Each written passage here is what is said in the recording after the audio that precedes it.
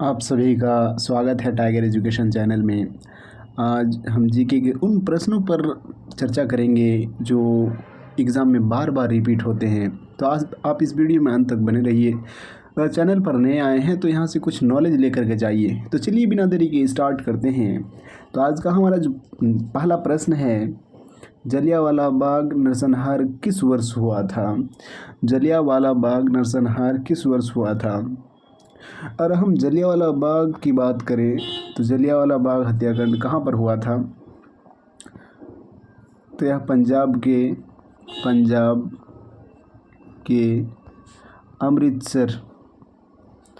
अमृतसर में हुआ। ठीक है, यह पंजाब के अमृतसर में पड़ता है। जलियांवाला बाग पंजाब के अमृतसर में पड़ता है। अगर हम जलियांवाला बाग हत्याकांड में मरने वालों की बात करें तो ब्रिटिश रिपोर्ट के मुताबिक इसमें लगभग 379 लोग मारे गए, लेकिन बिना रिपोर्ट के अगर हम ऐसे ही बात करें तो लगभग 1000 से ज़्यादा लोग मारे गए। इस बात को भी आप याद रखेंगे। तो जलियांवाला बाग नरसंहार किस वर्ष हुआ? तो 13 अप्रैल 1919 को हुआ, यानी कि प्रश्न नंबर 1 का बिल्कुल सही उत्तर ऑप्शन नंबर ए हो जाएगा। आज का जो हमारा जो नेक्स्ट प्रश्न है, भारत का प्राचीनतम तेल भंडार कौन सा है? भारत का प्राचीनतम तेल भंडार कौन सा है? अगर हम भारत के प्राचीनतम तेल भंडार की बात करें तो डिगबोई है, जो कहाँ पे पड़ता है? असम में पड़ता है। जो कहाँ पड़ता है? असम में पड़ता है। अगर हम डिगबोई की बात करें तो इसकी खुदाई कब हुई थी? 1866 में हुई थी। इस बात को भी आप याद रखेंगे।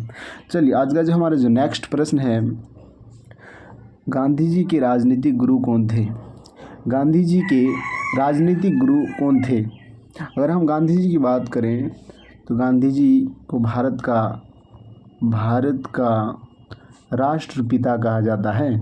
राष्ट्रपिता कहा जाता है। ठीक है, इस बात को भी आप याद रखेंगे। अगर हम गांधी जी की बात करें तो गांधी जी का जन्म कब हुआ था? 2 अक्टूबर 1869 को हुआ था। अगर हम इसकी मृत्यु की बात करें तो 30 जनवरी 1948 ईस्वी को इसकी मृत्यु हुई थी। तो हम गांधी जी के राजनीतिक गुरु की बात करें तो गांधी जी के राजनीतिक गुरु कौन थे? गोपाल कृष्ण गोखले, यानी कि ऑप्शन नंबर सी इस प्रश्न का बिल्कुल सही उत्तर हो जाएगा। आज का जो हमारा जो नेक्स्ट प्रश्न है, विंग्स ऑफ फायर पुस्तक के लेखक कौन हैं? विंग्स ऑफ फायर पुस्तक के लेखक कौन हैं?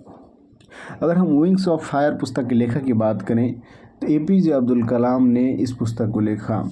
अगर हम एपीजे अब्दुल कलाम की बात करें तो एपीजे अब्दुल कलाम को मिसाइल मैन ऑफ इंडिया कहा जाता है, यानी कि भारत का मिसाइल मैन कहा जाता है। मिसाइल मैन ऑफ इंडिया कहा जाता है। भारत का मिसाइल मैन कहा जाता है। अगर हम एपीजे अब्दुल कलाम की बात करें तो इनका जन्म कब हुआ था? 15 अक्टूबर 1931 ईस्वी को इनका जन्म हुआ था। और इनकी मृत्यु की अगर हम बात करें तो इनकी मृत्यु 2015 ईस्वी में हुई। 27 जुलाई 2015 को इनकी मृत्यु हो गई। तो आज का जो हमारा जो नेक्स्ट प्रश्न है,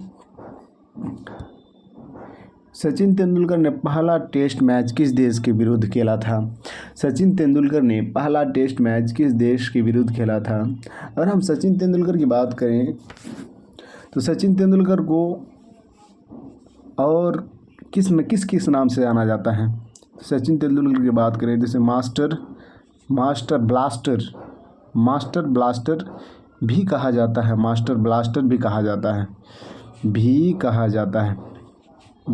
जाता है। अगर हम इनके अन्य नाम की बात करें तो इन्हें लिटिल मास्टर भी कहा जाता है। समझ रहे हैं ना? अगर हम सचिन तेंदुलकर के पहला टेस्ट मैच की बात करें तो यह पाकिस्तान के खिलाफ खेला गया था। इस बात को याद रखेंगे, यानी कि 5 नंबर का ऑप्शन नंबर बी ऑप्शन बिल्कुल सही उत्तर हो जाएगा। आज का जो हमारा जो नेक्स्ट प्रश्न है, किडनी स्टोन का कारण क्या है? किडनी स्टोन का कारण क्या है? प्रश्न नंबर 6 का सही उत्तर क्या हो जाएगा? अगर हम प्रश्न नंबर 6 के सही उत्तर की बात करें, किडनी स्टोन का कारण कैल्शियम ऑक्जिलेट है, calcium oxalate, sorry calcium oxide नहीं, कैल्शियम ऑक्जिलेट, यानी कि ऑप्शन नंबर सी ए बिल्कुल सही उत्तर हो जाएगा। अगर हम कैल्शियम ऑक्जिलेट की बात करें तो कैल्शियम ऑक्जिलेट का फॉर्मूला क्या होता है, CaC2O4, ये कैल्शियम ऑक्जिलेट का फॉर्मूला होता है, इस बात को भी आप याद रखेंगे। आज का जो हमारा जो नेक्स्ट प्रश्न है, एयर इंडिया के संस्थापक कौन थे, एयर इंडिया के संस्थापक कौन थे, तो आइए हम ऑप्शन देखते हैं। आज का जो हमारा ऑप्शन है एयर इंडिया के संस्थापक की, तो JRD टाटा ने एयर इंडिया की स्थापना की थी, इस बात को याद रखेंगे। यानी कि प्रश्न नंबर 7 का बिल्कुल सही उत्तर ऑप्शन नंबर बी हो जाएगा। आज का जो हमारा जो नेक्स्ट प्रश्न है, फलों की रानी किसे कहा जाता है, फलों की रानी किसे कहा जाता है। अगर हम फलों की रानी की बात करें तो फलों की रानी लीची को कहा जाता है, यानी कि ऑप्शन नंबर बी इस प्रश्न का बिल्कुल सही उत्तर हो जाएगा। आज का जो हमारा जो नेक्स्ट प्रश्न है, राष्ट्रीय एकता दिवस किस तिथि को मनाया जाता है, राष्ट्रीय एकता दिवस किस तिथि को मनाया जाता है। अगर हम राष्ट्रीय एकता दिवस की बात करें तो राष्ट्रीय एकता दिवस 31 अक्टूबर को मनाया जाता है, और किसके जन्म दिवस पर मनाया जाता है, सरदार वल्लभ भाई पटेल के जन्म दिवस पर प्रत्येक वर्ष मनाया जाता है 31 अक्टूबर को राष्ट्रीय एकता दिवस। क्यों मनाया जाता है, क्योंकि भारत के राजनीतिक एकीकरण में बहुत ही महत्वपूर्ण भूमिका निभाई थी, इस बात को भी आप याद रखेंगे। अगर हम सरदार वल्लभ भाई पटेल की जन्म की बात करें तो इनका जन्म कब हुआ था, 31 अक्टूबर जो कि यहाँ है 1875 को इनका जन्म हुआ था, इस बात को भी आप याद रखेंगे। जो हम एक्स्ट्रा फैक्ट बताते हैं उनको आप पूरी तरह से अपने माइंड में ज़रूर याद रखेंगे, ये आपका एक्स्ट्रा फैक्ट जरूर आगे जाकर काम देगा, इस बात को भी आप याद रखेंगे। आज का जो हमारा जो नेक्स्ट प्रश्न है, जीभ में कितने प्रकार के स्वाद कलिकाएँ मौजूद होती हैं, जीभ में कितने प्रकार के स्वाद कलिकाएँ मौजूद होती हैं। अगर हम जीभ में स्वाद कलिकाओं की बात करें तो जीभ में 5 प्रकार की स्वाद कलिकाएँ मौजूद होती हैं, ठीक है। तो आज का जो हमारा जो नेक्स्ट प्रश्न है, नासा कहाँ स्थित है, बहुत ही VVI प्रश्न है, नासा कहाँ स्थित है। अगर हम नासा की बात करें NASA, अगर हम नासा की बात करें तो नासा का फुल फॉर्म क्या हो जाएगा, नेशनल एरोनॉटिक्स,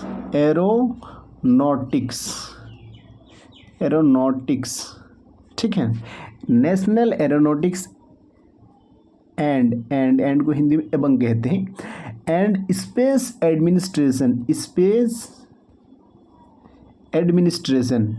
ठीक है, एडमिनिस्ट्रेशन अब याद रखेंगे। अगर हम इसकी स्थापना, नासा की स्थापना की बात करें तो 1 अक्टूबर 1958 ईस्वी को इसकी स्थापना हुई थी, इस बात को भी आप याद रखेंगे। चलिए, तो नासा कहाँ स्थित है, नासा की अगर बात करें तो यह कहाँ स्थित है, यानी कि प्रश्न नंबर 11 का बिल्कुल सही उत्तर ऑप्शन नंबर सी हो जाएगा। नासा की बात करें तो नासा वाशिंगटन DC में स्थित है, जो कि अमेरिका की राजधानी है, ठीक है। आज का जो हमारा नेक्स्ट प्रश्न है, शिमला समझौता किस वर्ष हुआ था, शिमला समझौता किस वर्ष हुआ था। अगर हम शिमला की बात करें तो शिमला किस राज्य की राजधानी है, तो हिमाचल प्रदेश की राजधानी है, हिमाचल प्रदेश की राजधानी है, इस बात को भी आप याद रखेंगे, ठीक है, हिमाचल प्रदेश की राजधानी है। शिमला समझौते की अगर हम बात करें तो शिमला समझौता कब हुआ था, 1972 ईस्वी में हुआ था, यानी कि प्रश्न नंबर 12 का बिल्कुल सही उत्तर ऑप्शन नंबर बी हो जाएगा। आज का जो हमारा जो नेक्स्ट प्रश्न है, भारतीय संसद भवन का प्रारूप को किसने तैयार किया था, भारतीय संसद भवन का प्रारूप को किसने तैयार किया था। अगर हम भारतीय संसद भवन की बात करें तो भारतीय संसद भवन की स्थापना किस वर्ष शुरू की गई थी, किस वर्ष की गई थी, 1921 ईस्वी में इसकी स्थापना की गई थी, इस बात को भी आप याद रखेंगे। अगर इनका प्रारूप की बात करें तो इनका प्रारूप किसने तैयार किया था, एडविन लुटियंस, यानी कि प्रश्न नंबर 13 का बिल्कुल सही उत्तर ऑप्शन नंबर डी हो जाएगा। आज का जो हमारा जो नेक्स्ट प्रश्न है, सॉरी यहाँ पे क्वेश्चन डबल रिपीट हो गया है, शायद पहला क्वेश्चन जलियांवाला बाग नरसंहार किस वर्ष हुआ था यही क्वेश्चन था, रिपीट हो गया है। तो इस प्रश्न का बिल्कुल सही उत्तर हो जाए, नहीं, इस प्रश्न का बिल्कुल सही उत्तर हो जाएगा ऑप्शन नंबर ए, 1919 ईस्वी को इसका जलियांवाला बाग नरसंहार हुआ था, 13 अप्रैल 1919 को। ठीक है, आज का जो हमारा जो नेक्स्ट प्रश्न है, हरा सोना के रूप में किसे जाना जाता है? हरा सोना के रूप में किसे जाना जाता है? अगर हम हरा सोना के रूप में किसे जाना जाता है इसकी बात करें तो प्रश्न नंबर 15 का बिल्कुल सही उत्तर हो जाएगा ऑप्शन नंबर ए, यानी कि चाय को हरा सोना के रूप में जाना जाता है। चलिए, आज का जो हमारा जो नेक्स्ट प्रश्न है, गो एयर का संस्थापक कौन है?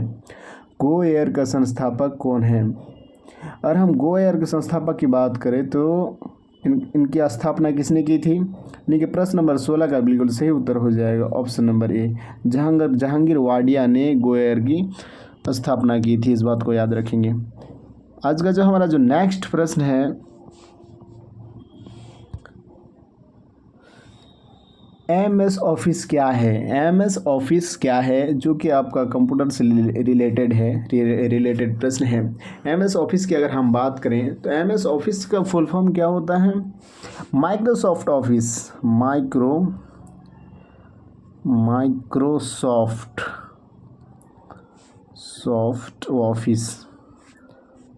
ऑफिस, ठीक है, माइक्रोसॉफ्ट ऑफिस है। एमएस ऑफिस क्या है अगर हम इसकी बात करें तो प्रश्न नंबर 17 का बिल्कुल सही उत्तर हो जाएगा option number B, application software है। एमएस ऑफिस क्या है? एप्लीकेशन सॉफ्टवेयर है। आज का जो हमारा जो नेक्स्ट प्रश्न है, कीमोथेरेपी किस बीमारी के इलाज के लिए प्रयोग की जाती है? कीमोथेरेपी किस बीमारी के इलाज के लिए प्रयोग की जाती है? अगर हम कीमोथेरेपी की बात करें तो कीमोथेरेपी का उपयोग मुख्य रूप से कैंसर के इलाज में किया जाता है, यानी ऑप्शन नंबर बी इस प्रश्न का बिल्कुल सही उत्तर हो जाएगा। आज का जो हमारा जो नेक्स्ट प्रश्न है, दक्षिण भारत की गंगा किस नदी को कहा जाता है?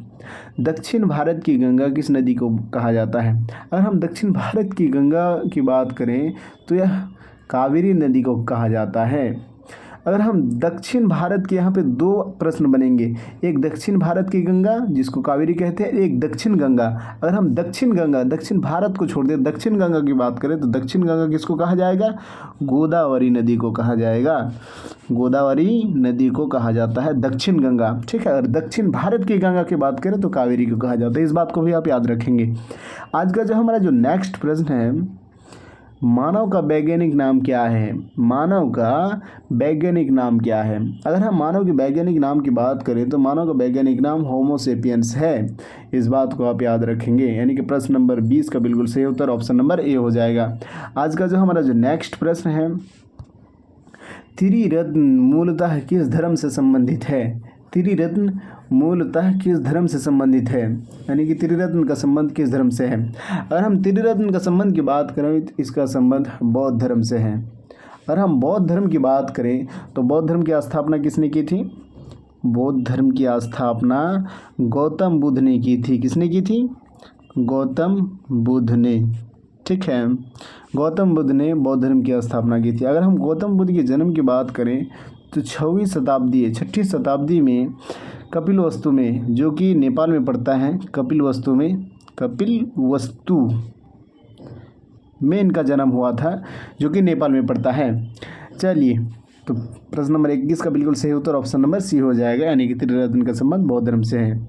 चलिए, आज का जो हमारा जो नेक्स्ट प्रश्न है, भारतीय नोट पर कितनी भाषाओं में लिखा होता है? अगर आप भारतीय नोट को देखेंगे, उसका जो भाषाओं की संख्या देखेंगे तो भारतीय नोट पर कितनी भाषाओं का उल्लेख किया गया है? अगर हम भारतीय नोट पर भाषाओं की संख्या बोलें तो प्रश्न नंबर बिल्कुल 22 का बिल्कुल सही उत्तर हो जाएगा ऑप्शन नंबर सी, यानी कि 17 भाषाओं का उल्लेख किया गया है, इस बात को आप याद रखेंगे। आज का जो हमारा जो नेक्स्ट प्रश्न है, एयर कंडीशनर का आविष्कार किसने किया? एयर कंडीशनर का आविष्कार किसने किया? एयर कंडीशनर के आविष्कार की अगर हम बात करें तो इसका आविष्कार किसने किया? विलिस कैरियर ने किया, इस बात को आप याद रखेंगे, यानी कि प्रश्न नंबर 23 का बिल्कुल सही उत्तर ऑप्शन नंबर डी हो जाएगा। आज का जो हमारा जो नेक्स्ट प्रश्न है, हमारे संविधान में आपातकालीन प्रावधान किस देश से लिया गया है? हमारे संविधान में आपातकालीन प्रावधान किस देश से लिया गया है? अगर हम हमारे संविधान में आपातकालीन प्रावधान की बात करें तो यह जर्मनी देश के संविधान से लिया गया है। अगर हम जर्मनी की बात करें तो जर्मनी की राजधानी कहाँ हो जाएगी? बर्लिन। जर्मनी की राजधानी की बात करें तो जर्मनी की राजधानी बर्लिन पड़ता है। आज का जो हमारा जो नेक्स्ट प्रश्न है, अशोक का संबंध किस वंश से था? अशोक का संबंध किस वंश से था? अगर हम अशोक के संबंध की बात करें तो यह इसका संबंध मौर्य वंश से था। अगर हम मौर्य वंश की बात करें तो मौर्य वंश की स्थापना कब हुई थी? 322 ईसा पूर्व में इसकी स्थापना हुई थी। और इसकी स्थापना किसने की थी? तो चंद्रगुप्त मौर्य ने इसकी स्थापना की। चंद्रगुप्त मौर्य ने मौर्य वंश की स्थापना की। इस बात को भी याद रखेंगे। 25 का बिल्कुल सही उत्तर हो जाएगा ऑप्शन नंबर ए। आज का जो हमारा जो नेक्स्ट प्रश्न है और लास्ट प्रश्न है, शायद हाँ लास्ट प्रश्न है इस पर आज के सेशन का। तो आज का जो हमारा ये प्रश्न है, चंद्रयान फर्स्ट किस वर्ष छोड़ा गया, ये आपके होमवर्क के लिए है। यानी कि आपको कमेंट बॉक्स में कमेंट करके इस प्रश्न का सही उत्तर बताना है। चंद्रयान फर्स्ट किस वर्ष छोड़ा गया? चंद्रयान फर्स्ट किस वर्ष छोड़ा गया? तो आप इस वीडियो में बने रहे, इसके लिए बहुत बहुत आपका शुक्रिया। फिर मिलते हैं नेक्स्ट वीडियो में, तब तक के लिए जय हिंद जय भारत।